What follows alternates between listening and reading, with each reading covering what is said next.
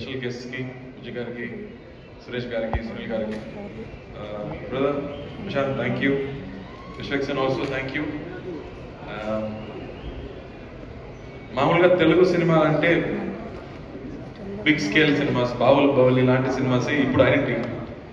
కానీ కొన్ని రోజు ముందు ఇంకో ఐడెంటిటీ కూడా ఉంది. కె విశ్వనాథ్ గారు సినిమాలు, పెద్ద వంశీ గారి సినిమాలు, సాగర సంగం కానీ, ఆ తర్వాత వసంత కోకిల లాంటి సినిమాలు, మన హార్ట్కి చాలా క్లోజ్ అయిన సినిమాలు. ఎన్నో సినిమాలు ఇక్కడి నుంచి వచ్చాము, అలాంటి డైరెక్టర్స్ ఇక్కడి నుంచి అందించారు తెలుగు ఫిల్మ్ ఇండస్ట్రీ నుంచి. అలాంటి సినిమాలు చేయడం కుదరదా, మనకి దొరకదా అని నాకు చాలా బాధ ఉంటుంది. అప్పుడే 96 అని ఒక అద్భుతమైన ఒక క్లాసిక్ సినిమా చేసి ఒక డైరెక్టర్ దగ్గర నాకోసం ఒక స్క్రిప్ట్ ఉందని చెప్పారు. కానీ నాకు తీసుకురాలేదు. ఎందుకని అడిగాను, భయం అని చెప్పారు.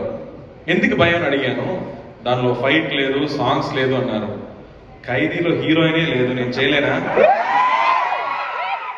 ప్లీజ్ ఆ స్క్రిప్ట్ తీసుకురామని చెప్పాను. స్క్రిప్ట్ కాకుండా ఒక నావెల్గా తీసుకొచ్చారు.